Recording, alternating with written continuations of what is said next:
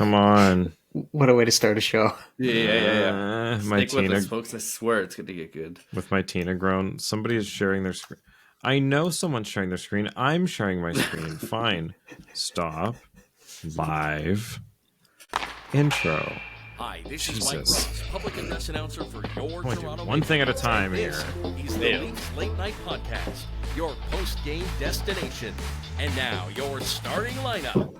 Roscoe, the Fanalist, Suthy, Biehner, and Darty Brodeur on the Leafs Late Night Podcast.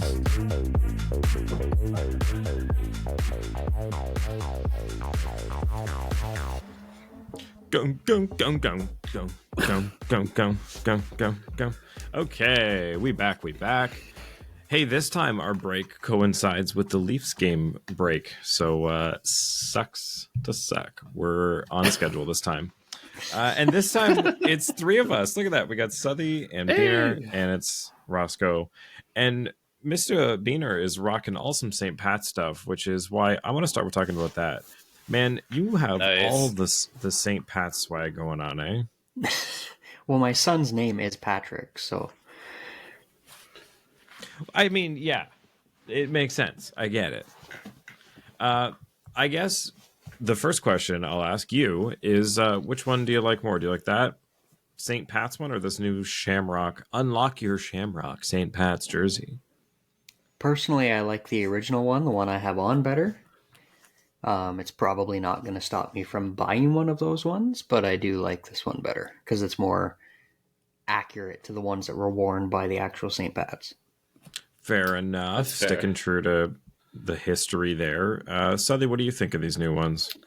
I kind of like the new ones more because the clover is protruding over the flat green line, which I think they should just do without, because if they just had the clover, it kind of resembles the Maple Leafs logo in the middle, and I think that would look so much better than the stupid green stripe right down the middle. Yeah, I have to agree. I know they're trying to incorporate some more green into it, but it just seems... I don't know. It's not the worst placement for it. Like, if you were to put that stripe anywhere else, I would think it's very out of place. But I don't know. If you're going to put it there, I guess that's the only place. I don't mind the Shamrock. Like, I'm normally very on St. Pat's jerseys. Part of that is because the Leafs seem to be absolutely garbage every time they wear them. But that aside, I haven't normally been a fan of the jerseys. These ones I like. It's kind of in line with the new All-Star jerseys, where it's kind of that Gen Z, how do I put this? Like bubbly, bigger, loud, kind of old. It's almost like going back to 60s, 70s kind of styles. Like, yeah, almost like flower power type deco. Yeah, I don't know. I like it. I wouldn't mind if they went back to an actual green one. We've had the white iteration now for... That'd be fun.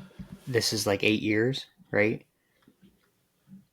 Yeah, back maybe in maybe the green's late 90s, late 90s, early thousands, they had a dark green one that was just awesome, and the Leafs wore it with brown pants, and I remember that. It was awesome. That's pretty old school. Yeah, I think this is definitely like a new modern take on the St. Pat's, and I think that's like, if you're gonna go all in on that, and maybe next time go for like a historic look with the brown pants and everything. But for what they're going for, I think this works. I hate that they have to throw the milk thing on there for this, even for this ad, because like, look, the ones you're buying don't have that on it, so why can't they model the ones that you're buying? Like, is it a rule that if these guys are wearing the jersey, it has to have milk on it? It's probably somewhere in the contract with the sponsorship, right? Like, the whole reason you're paying that money to put your name on that jersey is because Austin Matthews and Mitch Marner are going to be wearing it. Oh, they want $300 for these? That's pretty much going rate anymore for a jersey with numbers. Holy moly. A youth one is $200. Yeah, here's the hats. I'm currently in the process of trying to win tickets for the game on Saturday because Patrick's been bugging me to go to a game. And considering it's a St. Patrick's Day game, it would kind of be fitting for it to be his first game. I have a lot of stuff here. Yeah, that would be really cool for his first one. This is pretty sick. The Marlies St. Pat's jersey. How old is Patrick now? 4? Nope, he's 7. He'll be 8 in August. Oh, my bad. So we have a nephew too. Like we're considering taking him to the 67s game. He's just turning 6, and like we think that's a great first experience for him. It's not too much with like 18,000 for his sends, or 14,000, whatever. But yeah, looking forward to taking him to his first game. Yeah, I took Patrick to his first live game. When was it? End of September, early October, to a London Knights game, and he just absolutely loved it. Really, eh? Yeah, just had a riot, and then we've been to a couple Brantford Bulldogs games since then. So, it's so good to hear.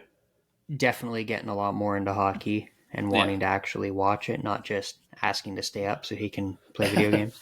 Our move too is to take him to an afternoon game. So if we have to leave in the second or third period, it's not so big a deal. No, exactly. Smart. Yeah, and the good thing about being in Ottawa is we get a lot of those afternoon games, eh? Heyo. Second tier, baby. Okay, so moving on to the Leafs. Leafs late night, where it's never too late for the Leafs, presented by Inside the Rink. So, how do I put this? I had a whole thing I had a whole smart anecdote to like start this off. Here, we say a lot of the time with this team, 2 periods does not win a hockey game.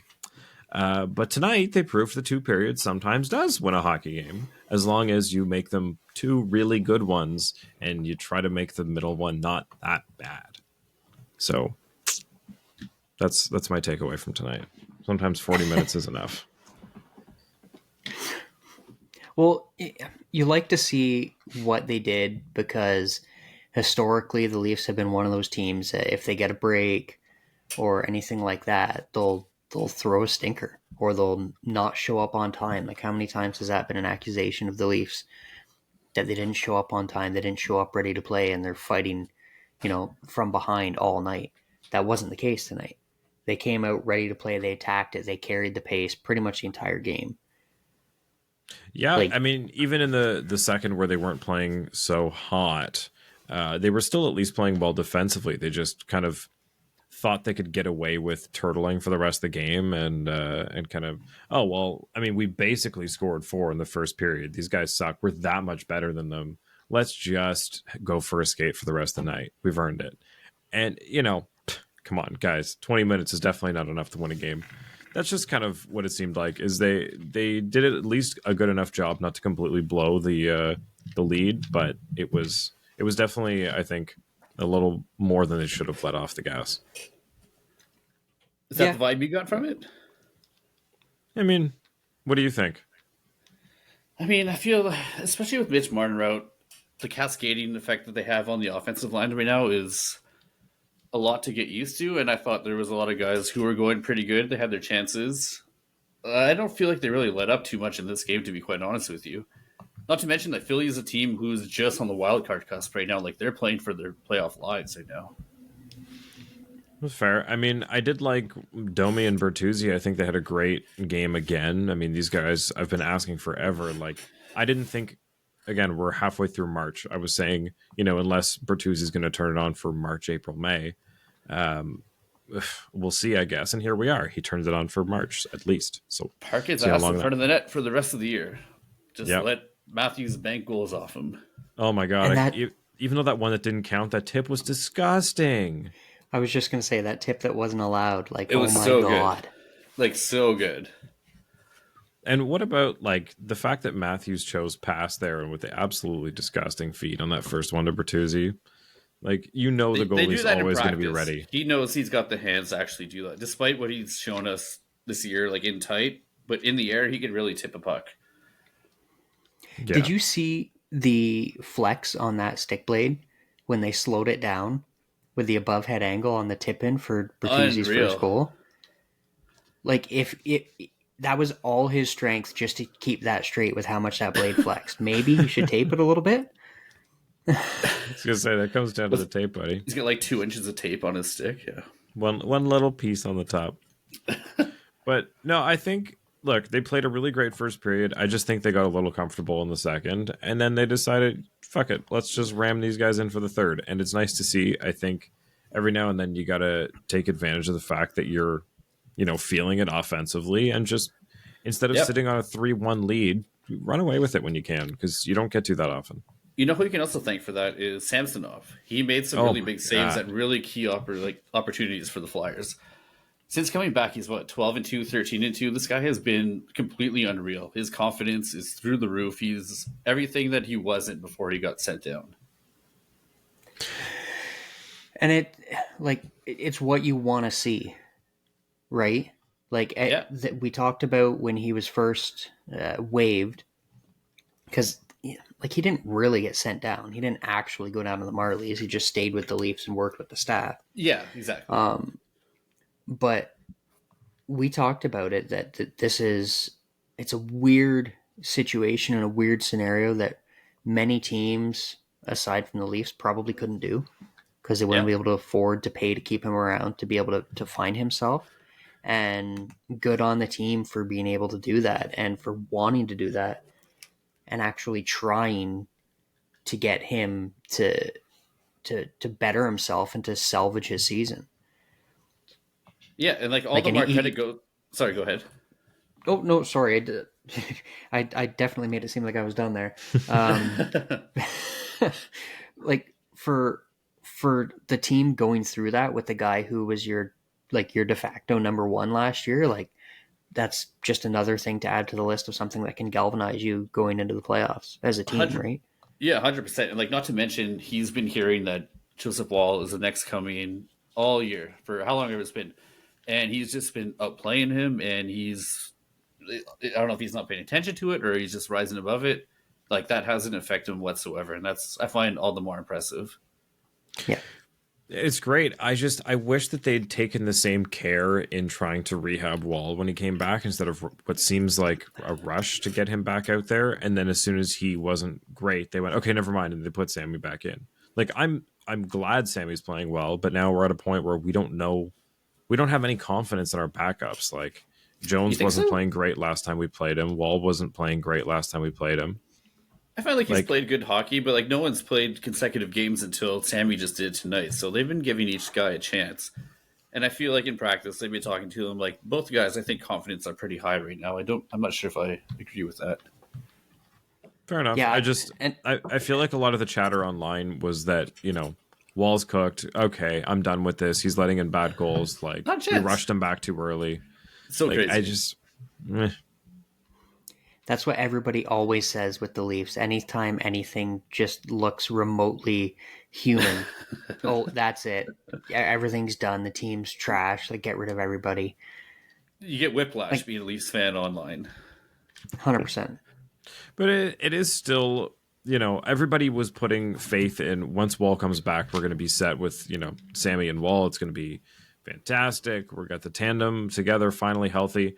And then he came back, and everybody just kind of felt oh, maybe it's not as hype as we have been talking about it while he's been hurt. But I think we are. People just get their expectations up. But Sammy's playing unreal. Wall's been playing pretty good too. Granted, he hasn't had that many opportunities, but given his chance, I think he's going to play great. I think we're in a great position right now, goaltending wise, better than we have been in a very long time. I would agree. Okay. So there's just a few little things that need to be worked out, which is some injuries, unfortunately. We've still got Marner down, and oh my God, Yarncroke's shoulder obliterated tonight. Keith said he's out for a while. Yeah, dude's played, 5 games, maybe? Since he got back, yeah. I hate this. Me too. He's a good playoff guy, too. He's someone you wanted to line up at that point. He was somebody I almost forgot about. He'd been missing so much time this year, and finally he's back, and he was looking great.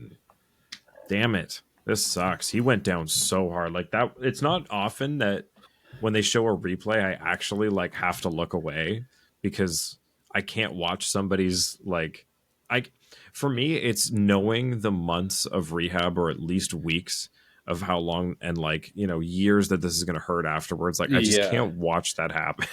His body motion, and it looked like he was doing the hula hoop or something. He was just writhing a little bit. So he was definitely in some pain, because that guy's pretty tough. Yeah, shit. So he's definitely done for an extended period of time. Hopefully back for playoffs, but who knows? There's an opportunity for a guy like Robertson to come back in, right? Yep, that's what I was going to get to. It definitely opens up the spot, but we're switching out for somebody with less time this year and less experience in the playoffs. But, and a different dynamic too. Like he doesn't play a hard game like Callie can. Yeah. But that being at the said, same time, there hasn't been a single game that I've seen Robertson play this year that I've been like, okay, he needs to get off the ice. Like the amount of time that he gets played, because Keith never wants to play him, he actually plays great and he's noticeable and he is effective at driving the play. And I think if he's playing hard minutes too, like he's not getting pushed off the puck either. Like he's not exceptionally soft on the puck or anything. This might be a good thing. Who knows? And I think there's a lot less pressure on him now that a lot of the other depth pieces and new pickups are doing better. Like at the beginning of the season, when nobody was scoring, there was a lot of focus on, okay, well, Robertson, you've been around the longest. You need to put it together or bust. Now that, Domi, Bertuzzi, and even Holmberg, McMahon, like all these guys are playing well, it kind of takes some pressure off of just him to perform. So maybe it'd be good for him. Holmberg was playing great tonight too. Yeah, I did. Yeah. Oh man, that release, weird bounce. Like this was one of those nights. The Leafs a lot of the time are not lucky with puck bounces. This seemed like one of those times where like anything they threw in the right spot was going in, and it very rarely feels like that with the Leafs. And like this one where it went off of, I think it was a rebound that went up through somebody's skates and right to Holmberg, and he buries it. Like even to your point, like 9 out of 10 times this year they'd hit the post on that or something. But maybe 6 out of 10 times they try to make a fancy pass there. Instead, they're just putting pucks towards the net and they're getting traffic in front, and good things have been happening because of it. Fair enough. Oh, to that, we never talked about the fact that Marner basically injured himself from missing a wide open net and then completing a ridiculous wraparound that turned into a barrel roll and landing on his own leg. Like, I'm sorry, there are ways that you can hurt yourself in hockey. I have never seen that. Like somebody, that replay was rough. Having literally a full wide open net and going, actually, no, I should. Oh, I thought too long. I don't know what I should do. I'm just going to go for a wraparound. Oh, wait, I'm not going to do that. I'm going to pull back and go for the shot. Oh, I don't have that either. I don't have my footing. And down. Like, this dude is famous for like holding the puck too long and making decisions like 0.5 seconds too late. Like we talked about, he's able to recover it a lot of the time. This one, holy shit, to be able to blow your own leg out like this. Oh, most Leaf thing ever. Yeah. Well, thankfully he did it when he did. And Agreed. should have plenty of time to get back in. I hope so. It's just so annoying. Yeah, don't rush him back. Like, there's no point. We're probably not going to get second place, and we're not going to get fourth place. So we're right where we are right now. Give him time. Third place Leafs, as always. Yay. Yeah, I think just let him sit, let him get better. Let's pull some, I don't know, they should, if this had happened a week earlier, pull some cap shenanigans, but say la vie. Oh no, Marner's out till the playoffs. What are we going to do? Yeah. Frees up a lot of money, just saying. Other thing that came up tonight that a lot of people wanted us to talk about is the hand pass. Hand pass. So this has been a strange Leaf topic going all the way back to that Morgan Riley incident with Clayton Keller, I think it was. Anyway, hand passes are silly and they always make people go, why is this a rule? I mean, this one was pretty cut and dry. Like, Matthews poked it out with his hand to Bertuzzi, which led to the play that's set up the goal. Yeah. But it wasn't like within the, the half a second or 2 seconds before the goal. Like, it was enough before it that it makes people go, okay, like, is this really where we want this implemented? And I think that's what it comes down to. It's not like what the rule is. It's the spirit of it, like, what are we actually trying to avoid happen? And is this it? Well, basically it is, because the whole, and you got to think of the wording, right? Hang on a sec, sorry.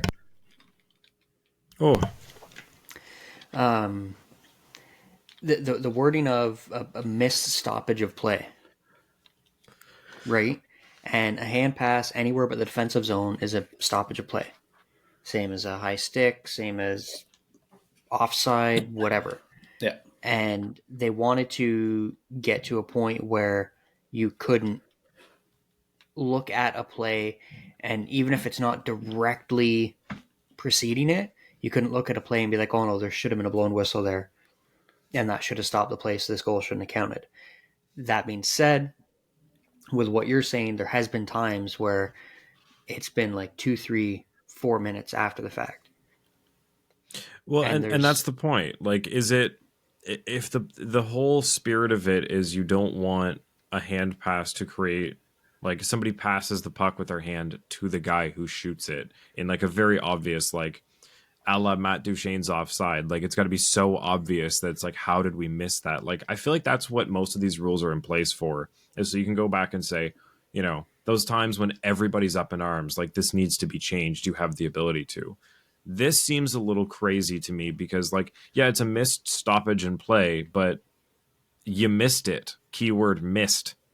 Like, it wasn't blown down. The play continued on. Everybody in the game went on as though it didn't happen. If it has to be flagged down by a video coach after the goal is scored, like, literally no one playing cares that this happened. Why is this an overturned goal? We have an offside challenge. I don't know if there's a high, like, or a hand pass challenge, right? Like, if we're starting to do this, are we going to challenge every little play? Like you said, but I think, like, in the spirit of the rule, and like to what Biehner said, if it's going off your hand, if it's a last contact from the puck until the stick, then that's the rule. But yeah, like, I agree with Johnny. Like, we can't be challenging every little thing like this.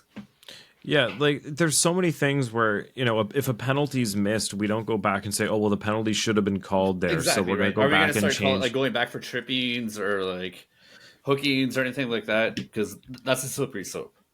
Like, it just seems like we're going back in time because there was a mistake made by somebody, by officials that absolutely cannot make any mistakes unless human element. That's why we have human exactly, refs. Exactly. Thank you. So I understand that, like, it was called as per the rules, and this is how it is always called. But that's kind of beside the point. It's like Elliot Friedman made a comment. I couldn't find it. I wanted to pull the actual quote up, but I remember on 32 Thoughts, I think it was either before this season or last season, but he said that the NHL was looking to have less goals called back. Like, they want more goals to happen and less things to interfere with goals being scored. And I have yet to see that happen. Like, there's been way too many things called back for reasons that are... Or just limit, like, the ones you can do. Like, I get the offside one, and if that's what you want to do, then keep it at that. The rest, tough shit. If it's called on the ice, that's what it is. Goaltender interference aside. Was this a coach's challenge, or did the refs go back and... Coach's challenge. Yeah.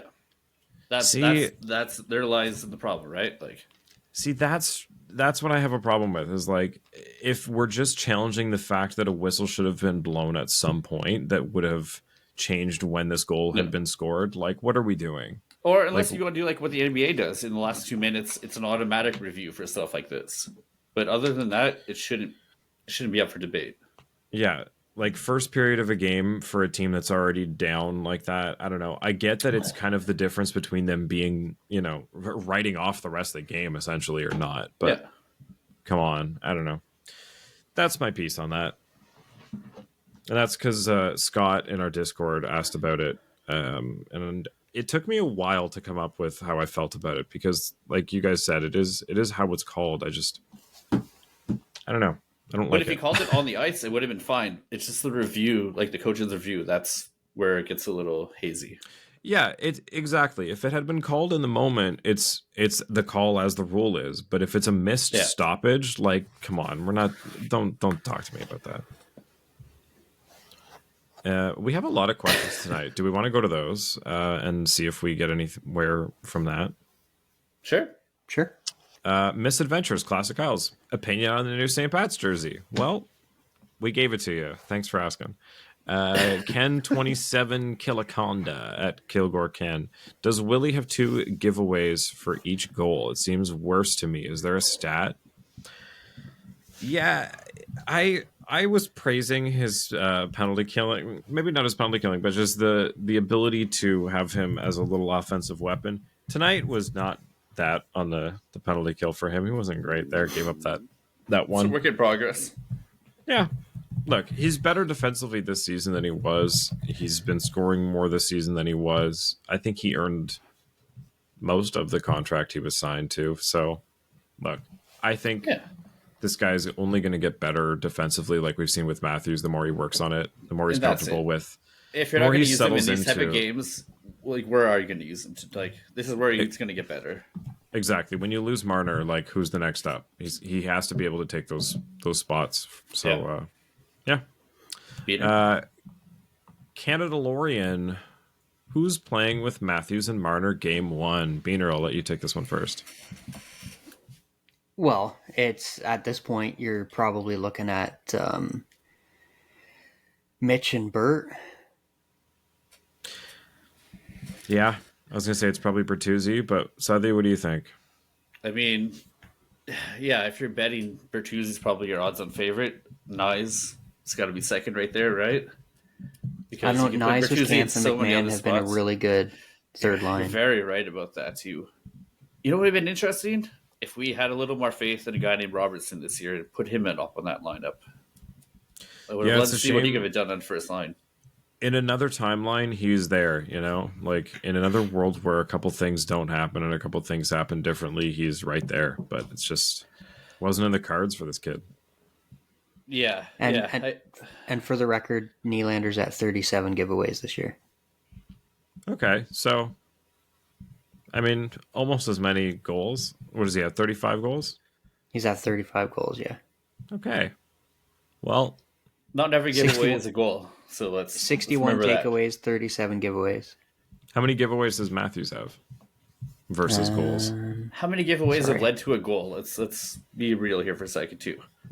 I don't know if Edge would show that. I might have to dig into that a little deeper. Yeah. I'm just trying to... NHL.com apparently doesn't show giveaways. I had to go to Money Puck. Oh.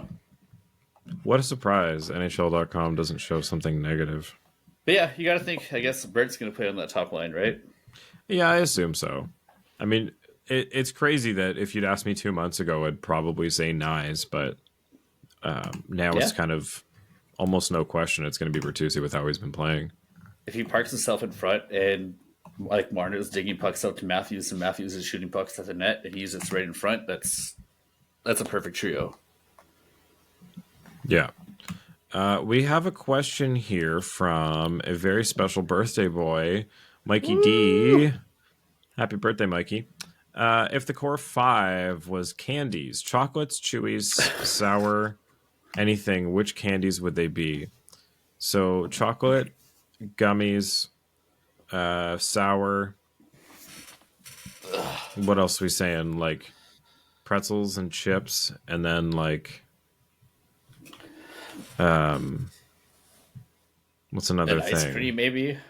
Sure. Okay. So what are we giving Matthews? We think too much with his questions. I know. Nylander is the sour candy for sure. Yeah, because at first it's going to hit you a little bit hard, but eventually it's nice. Yeah.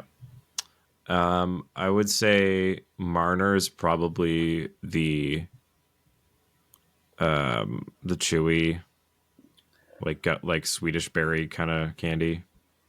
Sweet but really good. Matthews is chocolate because he's sexy and everything he does is just so elegant. Matthews has to be like a Reese cup or something that's guaranteed to like be amazing. It hits every time, right? Crowd pleaser. Yeah. Yeah. Domi's like what were those old ones, like Gobstoppers or something that was crazy tough and hard on the outside and then super sweet on the inside? Yeah. That's like Domi, just it's filled with cocaine instead of sugar because as soon as you get to it, you're just gone. Instead of $1, they're $100, yeah. Tavares, I would say, is like chips and pretzels. You know, just plain chips, classic. Yeah, plain chips. Can't and go no wrong dip. with them. Yeah, you can put them out at any party, and it's like, you know what, this works. Yeah, they've been working for a long time. They're gonna keep working. Bertuzzi's a couple M&Ms that you found in the backseat of your car when you're cleaning it out. An M&M, a Skittle here and there. You never know what you're going to get when you put them in your mouth. One of them's an unmarked pill. Yeah. There might be an ecstasy pill in there too. Yeah. And then Morgan Riley, what are we giving him? He's like a Twizzler. It's not Ooh. amazing, not horrible, but comforting. Yeah. You can go to it. Been around, Yeah. Every now and then you're like, oh, yeah, you know what? I gotta go for the nibs. They're pretty good. Yeah. I had some nibs when I saw Dune 2 the other day. Nibs are banging. Did you get one of the popcorn buckets? I wanted one so bad, and they didn't have them, and I was like, what is all this for? What are we doing here? That's terrible. If I can't get the worm popcorn bucket, what has all of this been about? If you can't order popcorn with a sex toy on top, why did I watch What's this world come 5.5 hours of this dumb space opera today? Because I hadn't seen the first one until that morning. I wanted to invest that much time, I'd watch Star Wars. Oh, dude, I felt like I watched 6 hours of Phantom Menace. I swear to God. Anyway, was this Leafs win, or was this the Leafs' birthday present for Mikey D from Ryan Willie? Hell yeah. Yeah, of course it was. They knew, they heard all of us just praying into the blue ethos for... He never really had to worry about it. He was just enjoying it the whole time. Like, how often does that happen with Leaf games? Yeah. Matthew's getting a 40 even strength goals for the second season 100%. In a row. 100%. Fucking gross. Or for the second season in his career, sorry. Labushkin got hurt but came back. Twice. And then got hurt again. And then got hurt again. This guy's a warrior. Okay, let's talk about this for a split second. Everyone's shitting on this pickup, but I feel this guy's skill set is a little bit better than when he was here the first time. And he proved on that last play, like, he is willing to take the hit, to sacrifice, to make a play. This is game, what? There's like 16 games left? This is not the playoffs. He's still making this type of play. That's sending a clear message to everybody in this room that this is what it takes to win.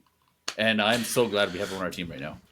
Yeah, it's funny. He feels like one of those players that, when the Leafs turn somebody into a more serviceable NHL player than they were when they got them, and then we just let them run off into the league somewhere else. This is one of the only times where we've gotten one back within, like, they're still being in that upswing. So, like, the Leafs gave him a higher, what's the word?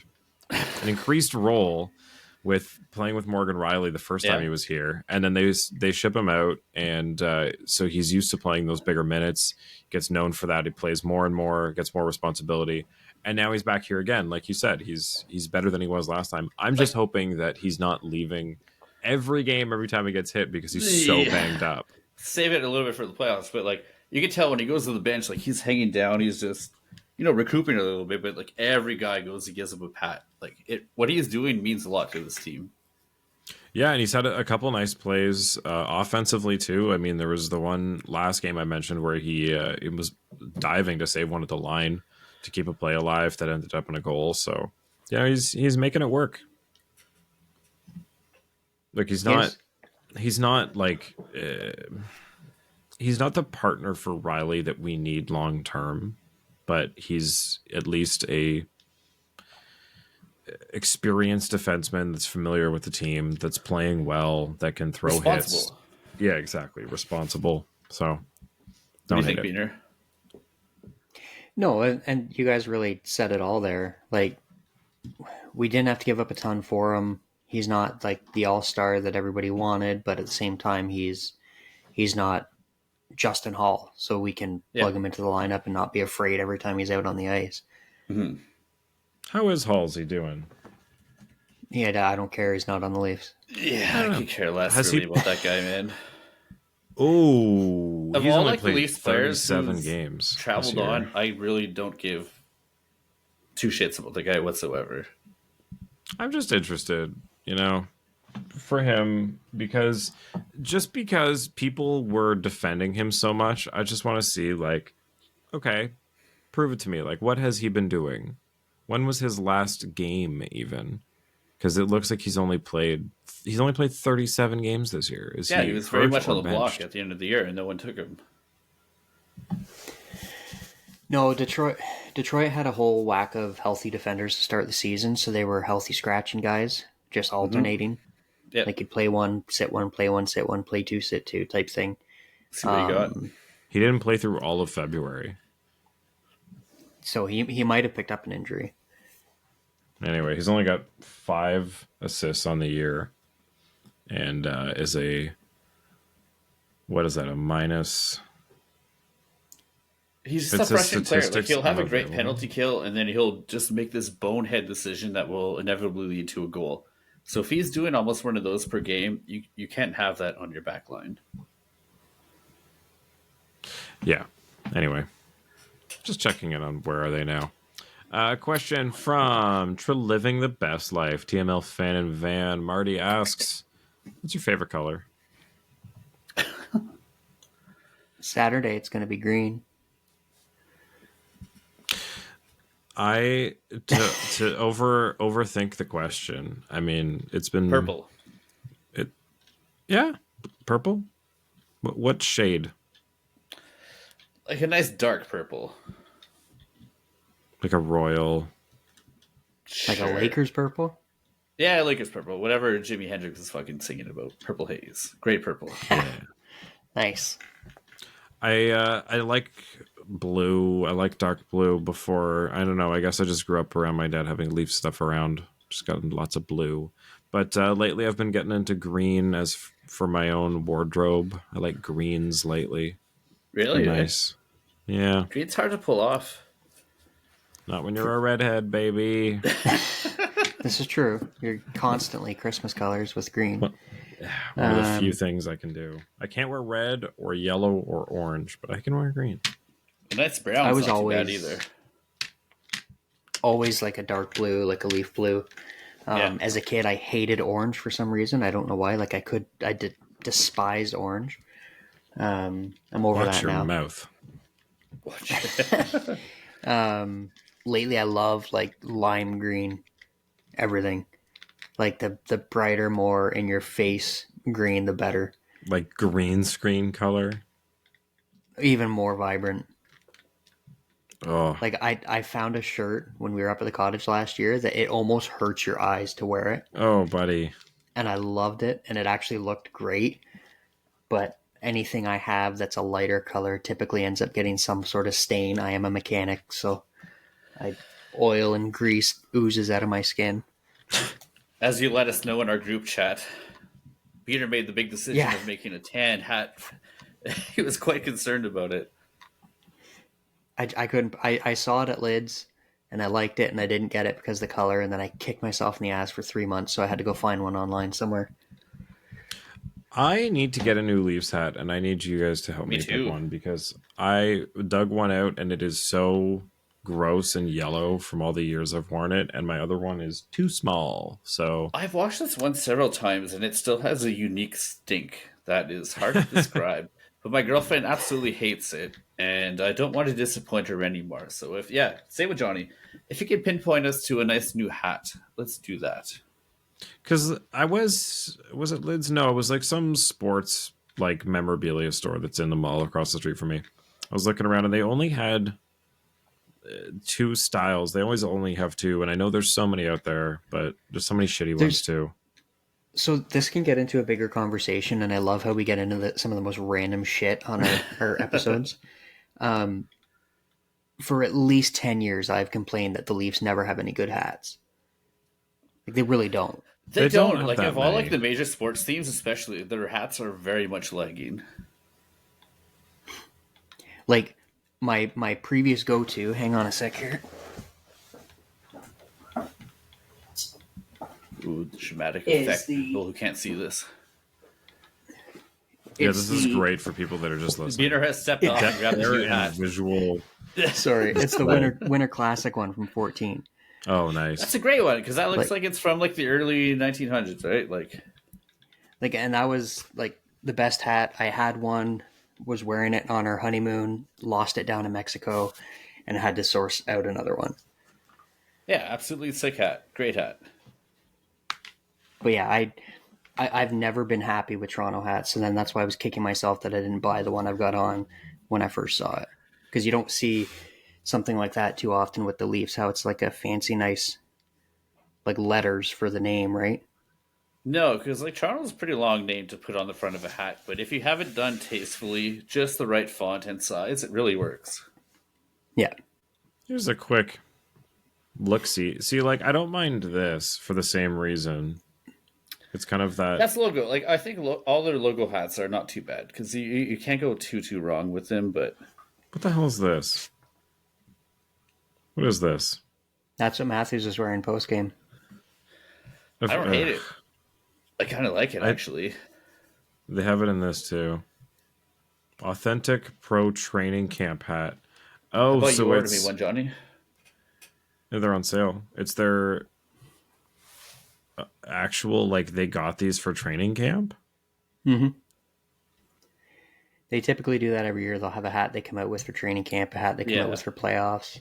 This is so ugly. This Aretinas one, the color. What is this shade of blue? This is the other thing, is they can't decide on what shade of blue they use. If they just stuck with it, like if you like look at any New York Yankees hat, it's always the same shade. Like it's always the same. I'm looking at, like, this is different from this, is different from all of these. All of them.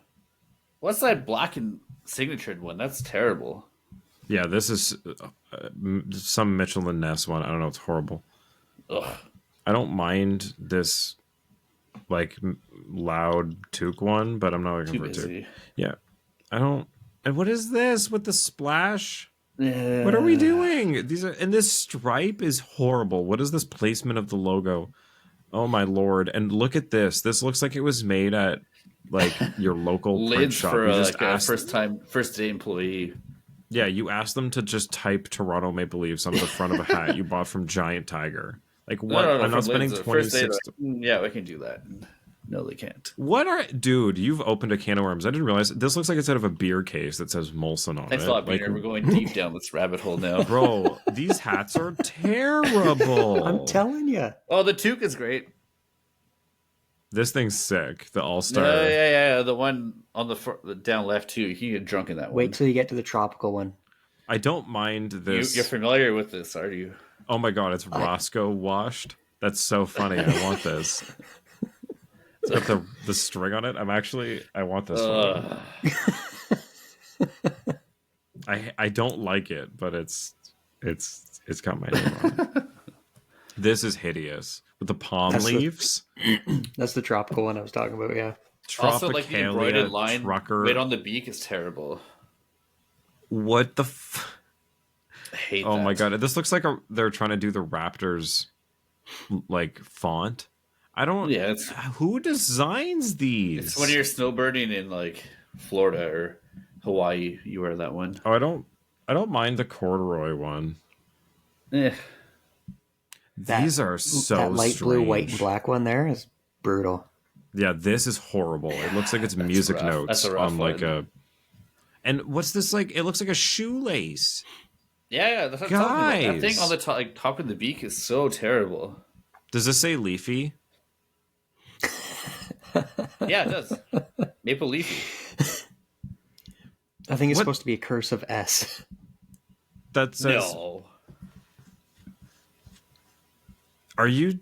I think it is, but it looks like Leafy, and that someone printed that and they let that go into production. This is crazy. And if you're just listening to this, go to Fanatics, like, and just go to the Maple Leafs hats section. Like, these, it is absolutely appalling how bad. And this is not like a commentary on Fanatics, who are absolutely the worst fucking company in the whole world. But yeah, What is this shark tooth? I'm sorry, Mitchell and Ness. You've got some really nice and really ugly designs on some of these.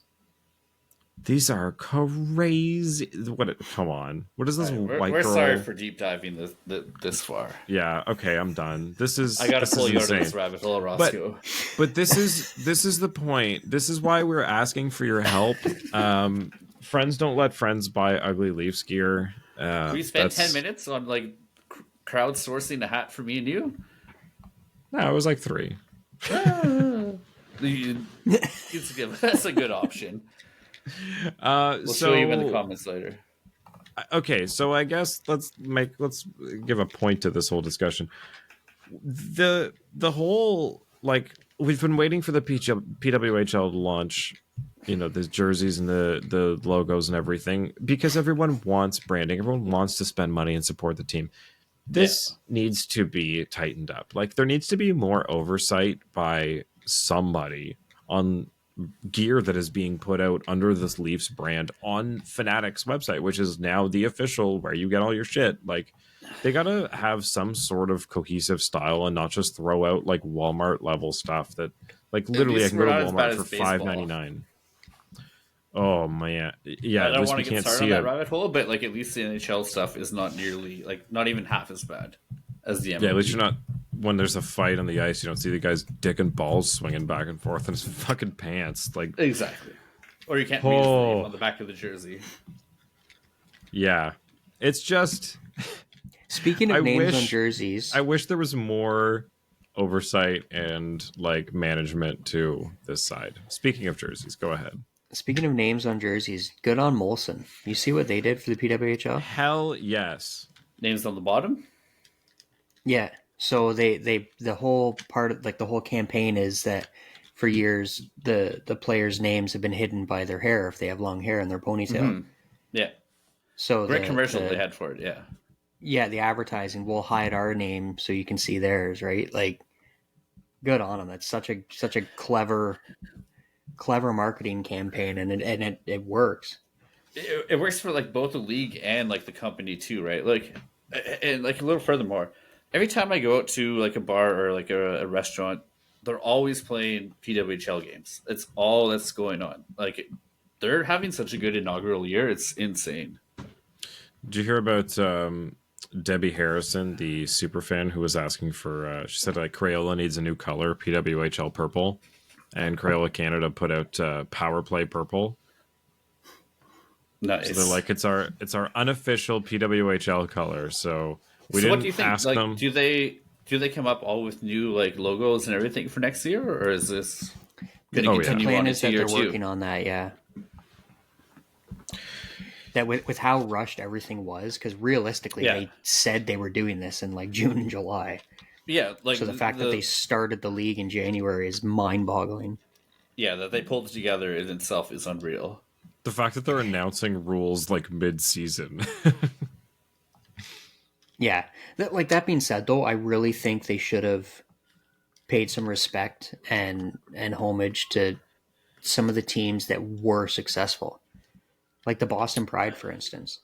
Yeah. That area of Boston, the black and gold colors, like, everybody, that's not like, that is hockey in the Boston area. 100%. And the Pride had the best attendance records. They were a great team. Like, you could have kept with that. The Toronto Six, people seemed to love that name in the area. The jerseys were good. You know, they were a successful team. You could have kept that. So I don't think you had to completely start new with everybody.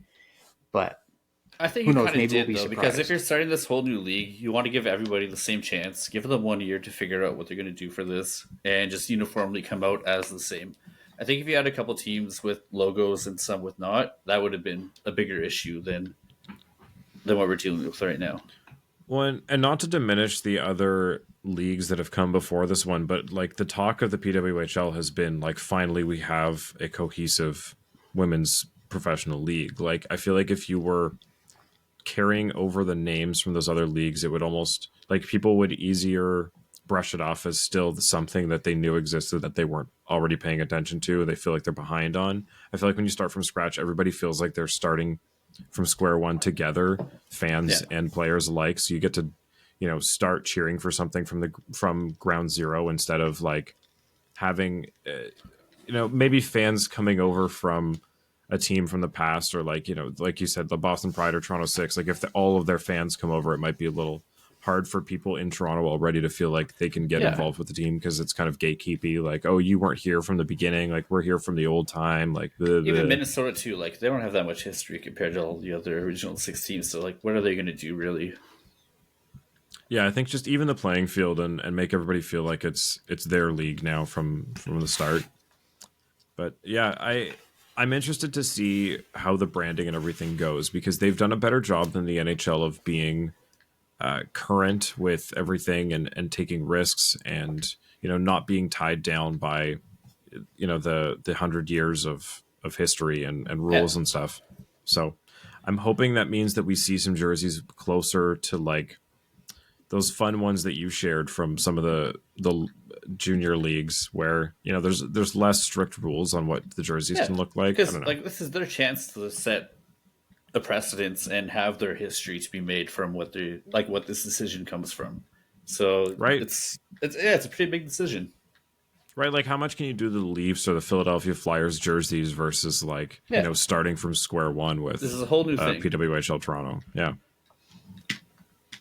Yeah, I'm looking forward to it. I'm going to buy some stuff. I again would love, like, here's the, just to bring it back to what I was talking about before with the gear. We've seen so many artists, like, you know, Joey Ferg puts out fantastic Leafs gear. Shout out! Like every time something happens bought one. like the fact that every time something happens meme wise, I guess you could say, like anytime there's a current going on with the team, he's quick to put something out. And I think that's important. And the team should be doing something like that. He's filling a hole that the team is lacking on, right? Like if, you know, they were jumping on everything that happened with the team as it happens, that the fans are tuned into, and putting out merch that coincides with it, they would make a killing, but they don't. They just put out this, you know, copy and paste garbage. Like this Buds jersey I have with the Matthews stuff from Casey Bannerman, like when the Vancouver Canucks do their Indigenous and Pride and all their different jerseys, they have different artists design them. Like I feel like there's so many people out there that are doing better work than the people that these teams are actually, not even the Just teams makes are you wonder employing, like but who that the they're NHL is hiring doing. for these decisions, right? Like Exactly. Like who is doing this? Like who is okaying all of these and sending it out on the Fanatics website? Like how much oversight does the NHL actually have over this? Like are they just signing it off to these guys? Did they realize how much it was going to diminish their brand value by, you know, having Fanatics just put all, like there's like 60 different hats from the Leafs on their site. Like this is insane. Ugh. yeah. Annoyed. And not a single, like, you know, thing about Boreas Salming that you can buy, and not a single, you know, fun William Nylander shirt you can get. Like it's just Or a fucking Jay Biehner shirt. Like, where is this? I know. But yeah, I think it's crazy that they don't have any fun with it. It's just all lame designs. When I see that, I think that's the key word there, is they don't really have fun with it. Like there's been too much of the old white man running everything, and they're so afraid of kids or the younger generations. You don't even have to really say kids getting involved and ruining their idea of the sport. And it's like the game's not around for the 50, 60-year-olds anymore. Like that's not where it's going. So, I love the history of the sport, and I respect it as much, if not more, than anybody I've ever met. But there's a reason those happen in the past, and players don't play like that anymore because we're evolving. Like we don't both still things live can be in true. caves. Like you can respect what happened before and still look forward to what's going to happen and like be a part of that movement. Yeah, look, next gen night is a good sentiment, but it has to be more than like one night every 4 months. You know, like they got to try to incorporate more things to bring in a younger crowd. They got to pay more attention to the branding and the advertisements. And I know, look, if you've been a fan of the show for a while, I probably care more and am more interested in the business of the sport and the broadcasting and everything than I am of the actual product on the ice. And I apologize. I get really into these kinds of things. We balance each other out. That's exactly it, you know? So that's my 2 cents and what But I that's wanted like why the to women get have in there. something like great on their hands. They have this unique, original branding opportunity that they can all do for themselves right now. So yeah, it's super interesting to see what they're going to do. Yep, Hundo P. Anything else? We're just under an hour here. What are we thinking for the Leafs on the rest of the way out of the season? What is the schedule like? What are we hoping for here? Health. Yeah, that's the thing. Because we're probably not going to get second place, and we're not going to get fourth place. So, Jesus Hurricanes, Christ, Flyers, everyone Capitals. stay healthy, please. Yeah, that's pretty much all you can really ask for right now. 2 games against the Canes, It's not a 2 super games easy against lineup the like going Caps. forward. It's pretty nasty. You've got a couple of games against the Panthers, a couple of games against the Lightning, the Red Wings, Another Devils. against the Flyers. Yeah, Yeah, a couple It's not Devils. easy. Three games against the Devils. Our scheduling is very weird this year.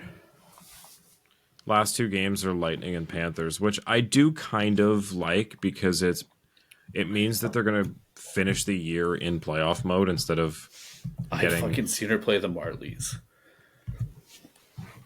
Like, yeah, you'd rather take like the Coyotes in the last game of the season than the Lightning.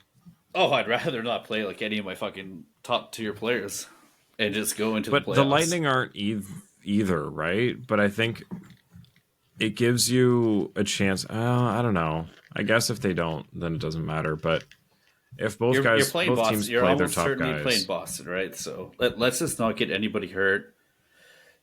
Last two games aren't going to. If you're not ready by then, you're not going to be ready. So what sucks is realistically, it's all East teams, and they've been shit against the East this year. That's what worries me. Realistically, we're not dropping into a wild card, and we're not getting first. Exactly. So there is a possibility you could get second, but the chances of that are slim to friggin' none. And at this point, we don't even really know who we're playing. Florida and the Bruins are only separated by a point. Yeah. So realistically, we could play either of them. And I mentioned on the last episode, at this point, I don't even really care who we play. I'm still going to obviously be cheering and think the Leafs have a chance because you do have a chance against anybody. I'm kind of interested to see what happens with the wild card races. The fact that Tampa is this close to potentially not making it, like that's something that's a little surprising. That's they're tied with Philly for third in the Metro. Or third in the Metro and third tonight too, like heavily to Buffalo. So they're like their spot's not secure whatsoever either. Well, Tampa's in the Atlantic, Roscoe, so they would have to bump the Leafs out. Yeah, that's what I mean. Is like they're tied with like the 76 points with the Flyers. So, I mean, as long as they can stay above the Islanders and Red Wings, like I don't see them falling behind either of those teams unless they absolutely fall apart. But it's close. The wild card race is going to be so close. What's the West look like? West is pretty close too. Yeah, Vegas has a 4-point lead over Minnesota for the last wild card spot. Vegas, I realized Vegas was in Vegas doesn't make the last wild card spot. Yep. Yeah, but like Minnesota's 4 points behind them. St. Louis is 6 points behind them. Like they have a pretty good gap. Mm-hmm. Calgary's shit. They're not going to make it. Fucking Calgary. Yeah, Calgary's sold. They're done. Yeah, Vegas is pretty safe. Unless like Minnesota goes on a heater, I don't think St. Louis can do it. What I really wish we had was the 1-8 playoff format, but that's probably for another podcast. I mean, last time we checked it didn't change who the Leafs played. Yeah, no, we have checked it. I do agree. I like that better. To be honest, I think it would be fun to do a 1-16, but there's a lot of travel complaints about that one. Yeah, or even like a play-in game or something for like the lower teams. How about the KHL? I mentioned in the group chat. So the first round's over, so the second round you cross conferences. That's interesting. That's a lot of like travel. The KHL it kind of takes away from like conference games in the regular season, though, doesn't it? Yes and no. I like the fact, like, yet again with the history of the game, I think there's something to be said for the fact that despite where the teams are, like right now, and what you think of the teams at this point with the current format, you will never ever again see a Toronto Montreal Stanley Cup final. No, but do you need to? If the possibility's there. But I don't think that's in the spirit of what like any professional sports championship is. It's like who is the best, like out of each conference, if we've split each of these sports into two, it's who's the best out of each one. Like I don't think I agree with that too. And it goes just against like geography alone. Like you're never going to have a Toronto Montreal final, but a conference final would be just as good, I think.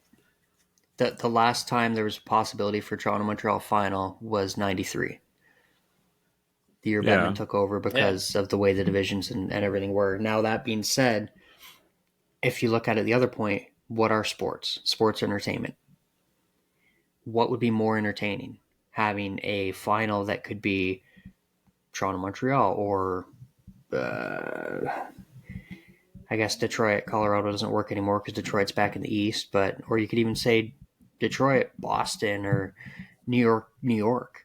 I Like the feel like the possibility to have historians in both of us agree that that would be amazing, but maybe the present audience wouldn't agree as much. Maybe it doesn't Yeah, mean like as much right TV now. ratings for a Toronto Montreal final would be a million times better than a Toronto St. Louis final. But to Toronto me, Seattle. that's the conference final, though.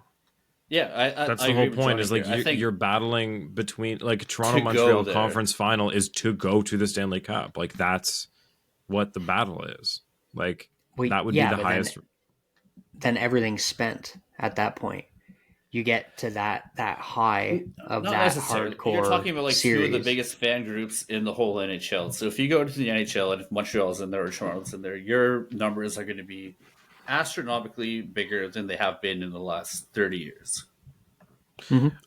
I just think Since it the last kind of is. Montreal final, probably.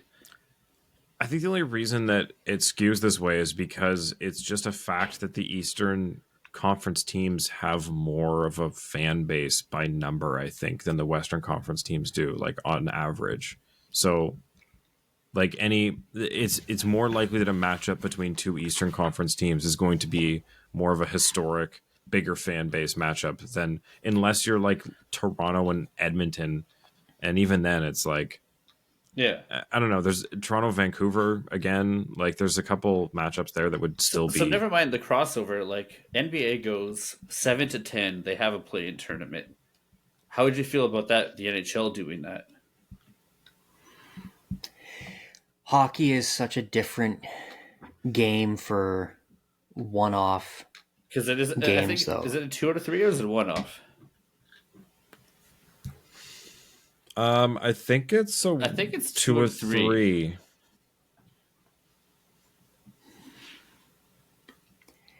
I think it is. Playing stuff, I've never been able to get behind it personally. Because then you're diminishing all the work you did in the regular season. That's. I mean, if you're that's only hard if the to best you ignore. can do is 7th place, then that's on you. Like, Because then you go from 7 to 10, right? So that could be a pretty big gap too, depending on the season. and I think it adds more excitement and more opportunity for fans to stay engaged longer, because I think the problem with the format of the NHL playoffs is fans start to check out like pretty early. I mean, look, the Chicago Blackhawks are already mathematically out of the playoffs. It Like, adds yes, they're- revenue too. Like if you're adding Shit, an extra but- 3 games possibly for a couple teams, then Yeah. I think in hockey, the question of injuries comes up by adding extra games like that. Yeah. Also, it's games that players aren't paid for because it's postseason. You have to negotiate it with them again. But I think as far as fans and entertainment and selling the sport goes, it's adding games at an important time, and it's adding games for teams that would otherwise just be waiting for next season. yeah. Peter strongly disagrees. Yeah. I still don't like the whole play-in I'm not idea. saying The I seasons, like it more. I kind of find it's interesting what the NBA is doing with this right now, especially with leagues that have 32 teams, and you're talking about maybe have 34 teams or something like that. So maybe more than half the teams are not making the playoffs. Do you have your regular season winners move on and everyone plays around it to get to them? It's a very, very interesting thing like we're going through right now. Yeah, I think the next CBA needs to include an overhaul of the playoff format, because I think there's been a lot of complaints about this current one. I mean, look, if we're going Eastern Conference 1 through 8, the Leafs would play the Carolina Hurricanes. It's now pretty different. Last time we checked, it would have been exactly the same. But So, Biehner, your commish. What What's are we you got? doing with this league for playoff formats? well, for playoff formats? Oh, okay. I honestly would love to do 1 to 16. give it a shot just for the pure chaos factor. Just like a March Madness type of thing, right? Like anything can happen. So your first round would be the Florida Panthers versus Minnesota Wild. Too much travel there. Boston Bruins versus the Philadelphia Travel Flyers. aside, That would be a tough series. Like Vancouver, Tampa. Like these would be great series. New York, Golden Knights. Oh, Kings and Avalanche. I don't disagree. you're It'd going be crazy. cross-conference? Oh yeah, 1-16. Like, oh my god. That's what I mean. The travel's you're a insane. Madman. A madman. although the funny part is Toronto would play Carolina.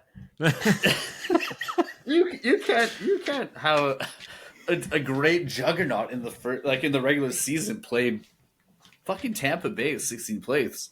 You can't have that. Tampa's in 14th right now. You said, was it Vancouver versus Tampa? Is that what you just said? Yeah. No. But aside Like- aside from that, what are you gaining for being a good regular season team then? Like really? That you're look playing at a it right lesser now, opponent.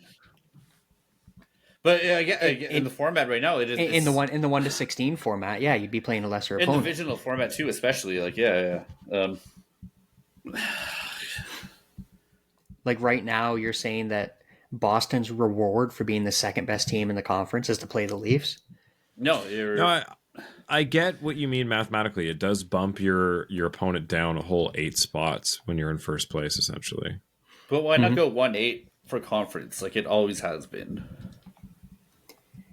That's probably the only way they would ever change it away I feel from the it's a divisional. little closer than what we're doing right now,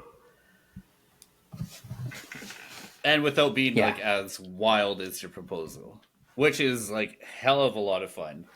Vegas would make a shitload of money off it. I'm sure Batman would be super thrilled. Well, like the underdog stories, everything, the pure chaos, you the get a Cinderella random story, rivalries yeah. that you could, yeah, and then you would have the fact that you could legitimately face any team in any round. So there's not going to be an absolute of no, you'll never play this team unless you make the cup final, or you'll never play this team in the cup final, right? It could literally be anyone. It's very, very interesting. Because like if you're talking none of like this. travel, You're- it's really not big of a deal. Like these guys are taking private birds. It's going to take a couple hours. They're flying in comfort. It's not that big of a deal, really. And like, because it was a couple seasons ago, we knew we were playing Tampa, or was it last year? We knew we were playing Tampa by like November. December, yeah. we're almost in the same boat right now. Like And then we're playing Florida you can or basically Boston. start- Like, we're locked in. Yeah. So if you have that greater discrepancy in points when you're talking 1-16 instead of, the top 3 in the division, it can change day to day who you're going to play. My counter argument is just the same one that I had before, that like if the regular season isn't going to be that much cross conference play, then it's hard to justify making the playoffs so heavily based on like, the Leafs played Colorado twice through the regular season, and now we're going to play them for a 7 series like immediately in the playoffs round 1. Like that's It does I think that kind of goes diminish, against like divisional rivalries, which is what this format actually promotes. So yeah, that is for sure an argument. Yeah, like I don't want to play. Say the Sens or Montreal are back in the playoff running again. I don't want to play them like 8 times throughout the season to not face them at all through a playoff run just because of the way that the randomizer shook out. But we don't play them 8 times throughout the season anymore. I think 6. we played I think we're playing the Habs like 3 times this friggin' year. 3 times this year.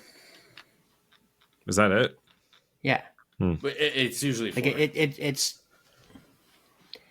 yeah, we don't see the teams 7-8 times a season anymore.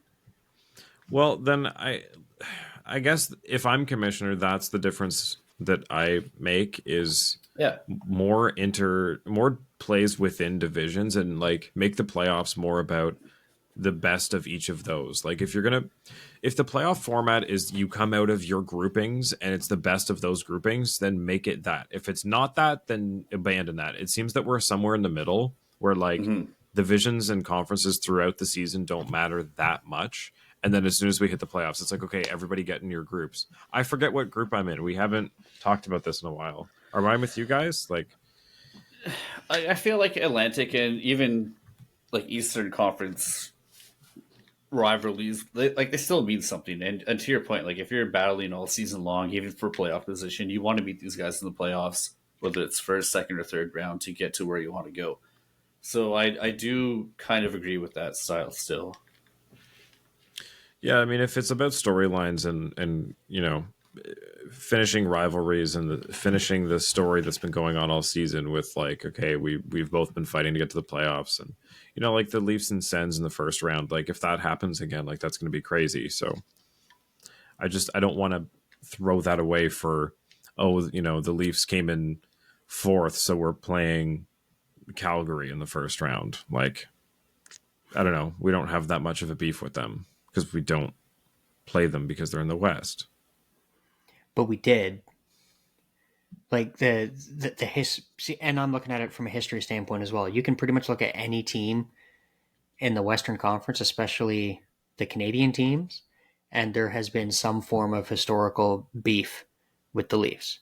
Historical, sure, but like the people watching it right now that remember and care about it and are, it's currently living in their memory. Like, I'm talking besides Nazem Kadri, like I don't think there's anything on that team that really would get the Leafs fired up about a first round matchup. True. Many people don't remember the Leafs being in the Western Conference. Yeah, I mean, I don't know. You got to sell the game, and I think there's a way to do a better job of that than having these matchups so set in stone so early. Like, I don't know. I like what the PWHL did about gaining points once you're eliminated towards getting the first overall pick.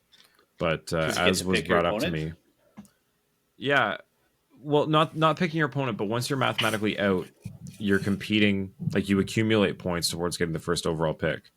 Yeah, I like that because then at least once you're out, you're still trying for something. But I don't know. It does leave bad teams still bad. Yeah, because they've been talking about that for a long time, and a couple different people have brought it up that that's a potential for the NHL to do, right? And then it was brought up, okay, well, if you're eliminated in March, then you can accumulate more points than if you're eliminated, or if you're eliminated in January, you can accumulate more points than if you're eliminated in March. Yeah. But I think it was going to be based on, like, everything would be weighted. So a win after you're eliminated in March would be worth more than a win after you're eliminated in January. For like or something games like or that. There's a whole mathematical equation for it, but yeah, because it's silly on both sides. Like for the teams that are in the playoffs to be like, okay, well, we know who we're playing, and the teams that are out to be like, well, what do these games for the next 2 months matter? Like, yeah, let's tank and draft for go for number one. Yeah, it's not good for fans. It's not good for broadcasters because you want people watching games, and if the last month and a half of the season literally doesn't matter, nobody's going to watch it, and your advertising revenue goes down. So, yeah, look at NBA. Like they had players sitting out for those type of games, and now they actually have a rule against that. So, yeah, except for last weekend that the Clippers complained that they played 22 hours after their previous game because of the time change. So. A bunch of the stars sad. Oh my god! Typical. James Harden didn't have enough time at the teaser club.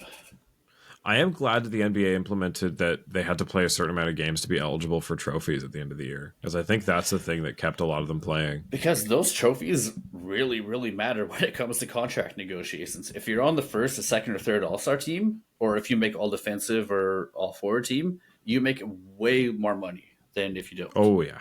Like it has a significant value on it.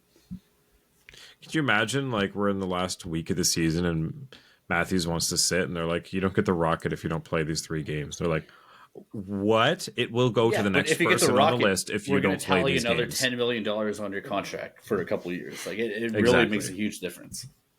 Exactly. Well, that's all I got. You guys got anything? Nothing that can't wait.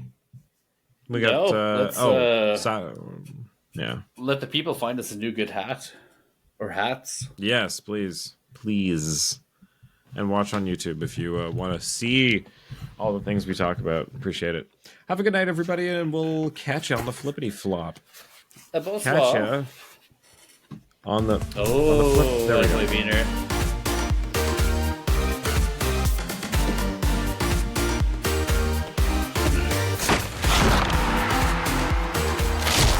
Follow us on Twitter and Instagram at Leafs Late Night, your night of post-game podcast. Available after every game on YouTube, Spotify, Apple Podcasts, Audible, and more. Hat on a hat on a hat. Yeah, so my upload was shit